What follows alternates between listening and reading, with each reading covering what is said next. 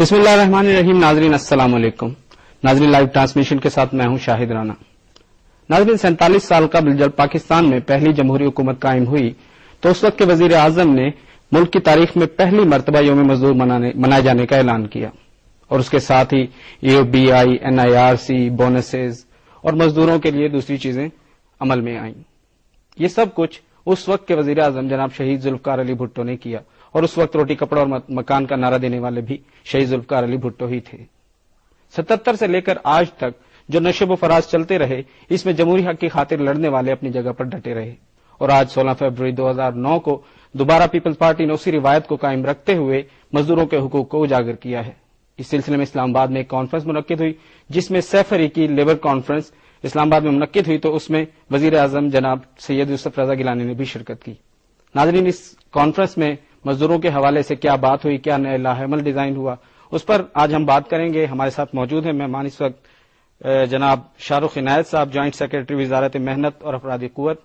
ان کے ساتھ موجود ہیں خورشید احمد صاحب, general secretary Pakistan labour federation, اور ان کے ساتھ موجود ہیں چودھری منظور احمد صاحب, صدر labour bureau Pakistan Peoples party.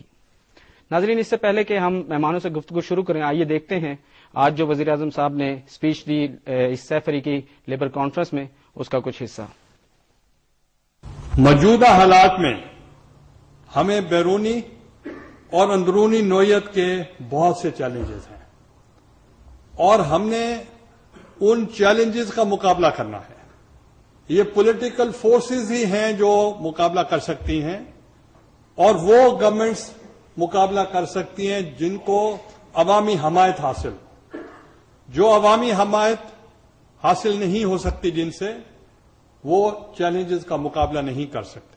میں آپ کو یقین دلانا چاہتا ہوں کہ ہم ان چیلنجز کو اپرچونٹیز میں ہم کنورٹ کریں گے. ہم ان کو, یہ ہمارے لیے جو چیلنجز ہیں وہ ہمارے لیے ایک اپرچونٹیز بنیں گے اور ہم ان چیلنجز کے لیے, جب میں وزیر اعظم بنا تو اس وقت میں نے کہا کہ ہمارے لیے 2 چیلنجز ہیں اور وہ چیلنجز وہ ہیں جو آپ سے منسلک ہیں. ایک چیلنج جو ہماری سرحدوں پر ہے, جو ایک ٹیررزم ہے, اور دوسرا چیلنج اکانومی کا ہے, اور دونوں انٹر ریلیٹڈ ہیں. جب ایک سوئسائڈل بام اٹیک ہوتا ہے, فلائٹ آف کیپٹل ہو جاتی ہے جیسے آپ ذکر کر رہے تھے, اور انویسٹمنٹ ختم ہو جاتی ہے, تو پھر یہ انڈسٹریز کیسے چلیں گی؟ تو پھر یہ مسئلہ کے لیے ہم آج یہاں بیٹھے ہیں تو اس پہ کیا ڈسکشن کریں گے؟ تو اس لیے ان چیلنجز کا ہم نے مقابلہ کرنا ہے تاکہ law and order situation control who, economy بہتر ہو, انڈسٹریلائزیشن ہو, یہاں لوگ انویسٹمنٹ کریں, یہاں انویسٹمنٹ اپرچونٹیز ہوں, یا انوائرمنٹ فرینڈلی ماحول ہم کریٹ کریں تاکہ لوگ یہاں انویسٹمنٹ کریں. مگر میں آپ کو یہ بھی بتانا چاہتا ہوں اس وقت جو گلوبل ریسیشن ہے اس سے آپ بے خبر نہیں ہیں. آپ کو معلوم ہے کہ پوری دنیا میں انکلوڈنگ ڈیولپ کنٹریز کے بھی گلوبل ریسیشن کے وہ ہٹ ہو چکے ہیں, ہم بھی ہٹ ہو چکے ہیں. مگر ہم نے اپنی اکانومی کو بہتر کرنے کے لیے ہم نے خود اپنے اوپر پابندیاں پہلے دن سے لگا دی تھی.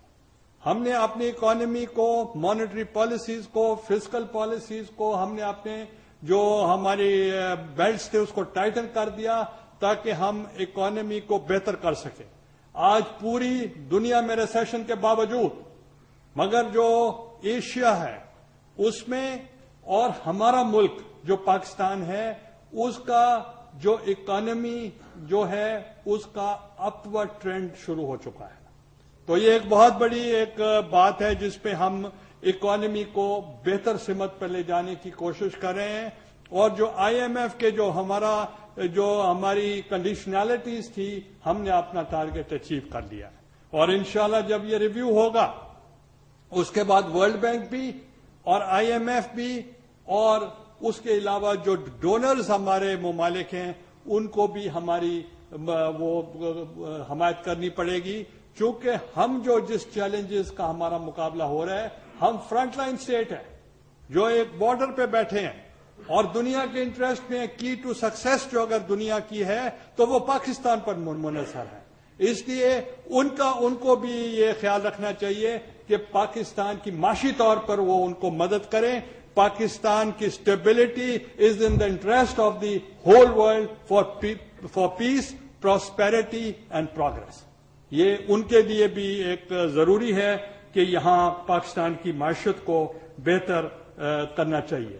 مگر میں آپ کو یقین دلانا چاہتا ہوں کہ اس کے لیے کئی فیکٹرز ہیں. اس کے لیے جیسے میں نے پہلے ذکر کیا کہ جو ہماری سست انویسٹمنٹ ہے اس کی وجوہات میں نے بتائی. آپ نے یہاں ذکر کیا لوڈ شیڈنگ کا, الیکٹریسٹی شارٹیجز کا. ہمارے لیے چیلنج ہے. یہ نہیں ہے کہ آپ سوئچ آن کریں اور بجلی آ جائے گی, تو اس کے لیے آپ کو لانگ ٹرمز پلاننگ کرنے پڑتے ہیں. ہم نے 1994 میں جب محترمہ کی دوسری حکومت تھی اس وقت ہم نے یہ شروع کیا جو آئی پی پی کا جو پاور پروجیکٹس تھے, اور ان کی آج آپ اس کی جو آج آپ کو جو کمی محسوس ہو رہی ہے, اگر وہ نہ ہوتی تو آج آپ سٹون ایجز میں رہ رہے ہوتے. تو ہم تو اس وقت جب دوران اسیری میں ٹی وی پہ جب دیکھتا تھا تو اس وقت تو یہ صورتحال تھی کہ یہ بجلی جو تھی ہندوستان کو بیچی جا رہی تھی. تو اگر وہ بیچ دے چکے ہوتے تو آج بتائیں آج صورتحال کیا ہوتی. تو اس لیے میں آپ کو یہ بتانا چاہ رہا ہوں ہم بہتر جو پالیسی ہے اس پر ہم کام کر رہے ہیں, اور ہم اس پاور پالیسی جو ہے اس کو ہم انسینٹیوز دے رہے ہیں پوری دنیا کو. آئیں پاکستان میں انویسٹ کریں. ہمارے پاس نیوکلیر پاور کی طرف بھی ہم کوشش کر رہے ہیں, ونڈ مل کی طرف بھی انشاءاللہ ہم پروڈکشن میں آ رہے ہیں, اور اس کے علاوہ ہم دوسری اپرچونٹیز بھی ایران کے ساتھ بھی ہم کوشش کر رہے ہیں کہ ان کے ساتھ ہم 1100 میگا واٹ پر ہم بات ہماری چل رہی ہے. اسی طریقے سے بعض ماؤنٹینز ہم جو بجلی کا ہے اس کی بھی ہم کوشش کر رہے ہیں, اور یو اے گورنمنٹ نے بھی ہمیں پلانٹ دیا ہے اور آئندہ بھی متوقع ہے کہ ہمیں دیں گے انشاءاللہ. یہ جو ہمارے لیے چیلنجز ہیں اس پہ گھبرانے کی ضرورت نہیں ہے, یہ وقتی ہوتے ہیں. مگر اب آپ دیکھیں کہ کل کو آپ ہی شور کریں گے پانی کی کمی ہے, تو آپ بتائیں تو اس وقت کرٹیسائز کس کو کریں گے؟ ہمیں کریں گے کہ جناب دیکھیں ان کی ناقص پالیسی ہے, پانی نہیں لائے. ڈیمز ایک دن میں نہیں بنتے, ڈیمز بننے کے لیے منصوبہ بندی ہوتی ہے. ہم ڈیمز بنا رہے ہیں اور ڈیمز بننے کے لیے بھی کئی سال لگیں گے. تو اگر پانی کی شارٹیج ہوگی تو آپ دیکھیں گے کہ یہ حکومت کی پالیسی ناقص ہوتی ہے, جو اگر پلان نہیں کرتے. We should think 20 years ahead of us کہ 20 سال بعد ہمیں کیا پرابلمز آئیں گے. تو اس لیے میں سمجھتا ہوں کہ میرا فوکس یہ ہے کہ ہماری صنعت جو ہے اس کو چلنا چاہیے. یہ اگر انویسٹمنٹس ہوں گے آپ ماحول کریٹ کریں تاکہ زیادہ سے زیادہ انویسٹمنٹ پاکستان میں آئے. اور کئی ایسے ورلڈ میں نے دیکھے وہ جب میں ملاقاتیں کرتا ہوں تو وہ اب بھی پاکستان میں انویسٹمنٹ کرنے کے لیے تیار ہیں اور اپرچونٹیز ہیں. تو ہم چاہتے ہیں کہ ان کو سازگار ماحول ہمیں مہیا کرنا چاہیے, اور گڈ گورننس کے ساتھ ہمیں جو اپنی کمی ہے اس کو بھی ہمیں درست کرنا چاہیے تاکہ گڈ گورننس ہو, تاکہ ماحول اس میں بہتر جو ہے اس کو ہم کر سکیں. اسی طریقے سے میں یہ چاہتا ہوں کہ اس کو ہمارا جو اس وقت ایشوز ہیں وہ بے روزگاری ہے. بے روزگاری ہے, لوگوں کے پاس جاب اپرچونٹیز نہیں ہے. جاب اپرچونٹیز نہ ہونے کی وجہ سے ہماری جو میجورٹی جو پاپولیشن ہے وہ یوتھ کی ہے اور ان کے پاس روزگار نہیں ہے. ہم نے یہ پالیسی بنائی ہے کہ جو ایک سال گزشتہ کئی سالوں سے یہ یہاں بین تھا جابز پہ, ہم نے بین لفٹ کر دیا ہے, اور اسی طریقے سے صوبائی حکومتوں نے بھی لفٹ کر دیا, اور اس سے زیادہ لوگوں کو روزگار فراہم کرنے کے لیے ہم کوشش کر رہے ہیں تاکہ جو بھی میرٹ پہ آئے ان کو جاب ملنے چاہیے. ہم نے آلریڈی کیبنٹ کمیٹی کانسٹیٹیوٹ کی ہوئی ہے جو دیکھ رہی ہے کہ جن لوگوں کو ملازمتوں سے نکالا گیا, جن لوگوں کو اس وقت 96 میں نکالا گیا, جن لوگوں کو بعد میں کانٹریکٹ ملازمت تھی ان کو ریگولرائز نہیں کیا گیا, اور وہ لوگ جن کو ہم نے 6,000 تنخواہ کا امیڈیٹلی پہلے دن ہم نے اعلان کیا, تو وہ ہم انشور کریں گے کہ اس پہ امپلیمنٹ ہو, تاکہ وہ امپلیمنٹ ہو تاکہ اس کو لوگوں کو فائدہ ہو سکے.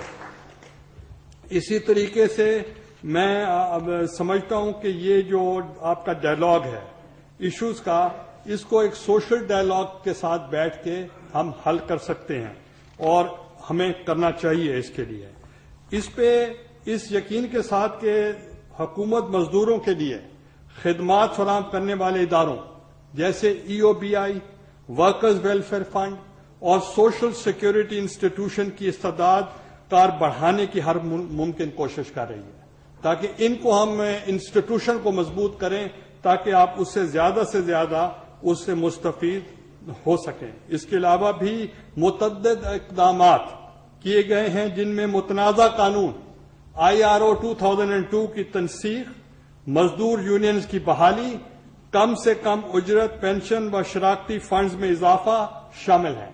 وہ بھی ہم اس پہ کام کر رہے ہیں، اور مزید برآں تجارتی خدمات کے شعبوں کو ورکرز ویلفیئر فنڈ کے دائرہ اختیار میں شامل کر دیا گیا ہے، جس سے زیادہ محنت کشوں کو مستفید ہوں گے۔ اس کے لیے بھی ہم نے اس پہ بھی ہم نے کچھ کیا ہے۔ میں یہ آپ کو بتانا چاہ رہا ہوں کہ جب میں نے پہلی تقریر کی تھی اس پہ میں نے اسٹوڈنٹ یونین، ٹریڈ یونینز پر پابندی ختم کرنے کا میں نے اعلان کیا تھا۔ تو آج اس کا پروسیجر جو ہے وہ اس کا طریقہ کار ہوتا ہے کہ ہم نے کوئی ہوا میں بات نہیں کرنی، اس کے لیے لیجسلیشن کی ضرورت ہوگی، کوئی امینڈمنٹ کی ضرورت ہوگی، وہ بھی ہم لائیں گے۔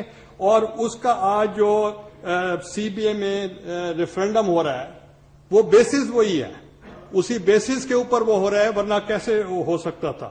میں خورشید شاہ صاحب سے بھی گزارش کروں گا لیبر پالیسی جو ہے اس کا یہ جلد اعلان کریں تاکہ یہ لوگ اسے کوئی جامع پالیسی ہونی چاہیے جس سے وہ اس سے لوگ فائدہ اٹھا سکیں۔ تمام قوانین پاکستان کے آئین، ILO اور چارٹر، ILO کے چارٹر اور WTO کے مطابق بنائیں گے تاکہ محنت کشوں کے آگے سرخرو ہو سکیں۔ یہ ہماری اپنی یہ پالیسی ہے۔ 80,000 اب ہم فلیٹس لیبر کے لیے ہم بنا رہے ہیں، تنظیم سازی کے لیے، اور ابھی جہیز فنڈ کے لیے پہلے ایک فیملی کے لیے 50,000 ہوتا تھا، ہم نے اب کہا ہے کہ سب کے لیے جو بھی شادی ہوگی بچی کی اس کے لیے 70,000 روپیہ وہ اعلان کیا جائے گا۔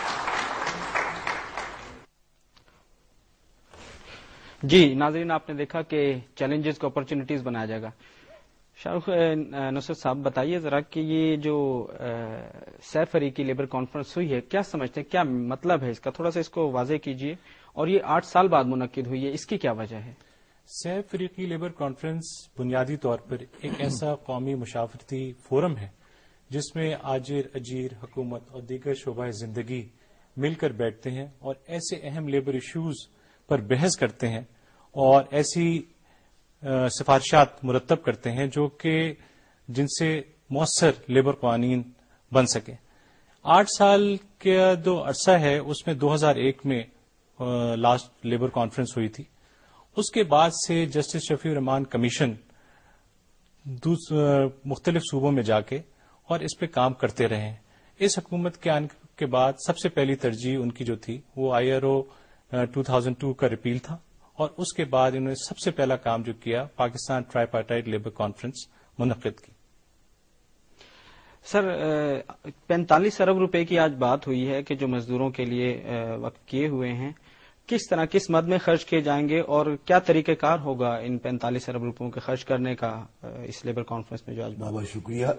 میں اس سلسلے میں عرض کرنا چاہتا ہوں یہ جو سہ فریقی لیبر کانفرنس ہے اس کا مطلب ہے حکومت، آجر اور کارکنوں کے نمائندے بیٹھ کر لیبر اور امپلائمنٹ اور ان کی فلاح و بہبود کے لیے پالیسی مرتب کریں۔ ہمارا ملک 184 ممالک جیسے ہیں ILO کے ممبر، پاکستان بھی ممبر ہے، اس کے کانسٹیٹیوشن کے تحت یہ لازم ہے کہ پاکستان بھی سہ فریقی طور پر ڈائلاگ کرے، لیکن ماضی میں ہماری حکومت نے ILO کی جو کور کنونشن ہے وہ ریٹیفائی کی ہوئی ہے، اور اس میں ایک کنونشن 144 ہے جس کے تحت حکومت پہ لازمی ہے کہ وہ سہ فریقی کمیٹیاں بنائے اور نمائندہ جو مزدوروں کی تنظیمیں ہیں اور نمائندہ جو آجروں کی تنظیمیں ہیں ان سے باقاعدہ مشورہ کرے، اور سہ فریقی لیبر کانفرنس کا کانسٹیٹیوشن یہ ہے کہ سال میں ایک مرتبہ ہو، اور اس کے بعد اس کی اسٹینڈنگ لیبر کمیٹی کم از کم 3 ماہ میں ہو جس میں قوانین بھی اور روزگار کی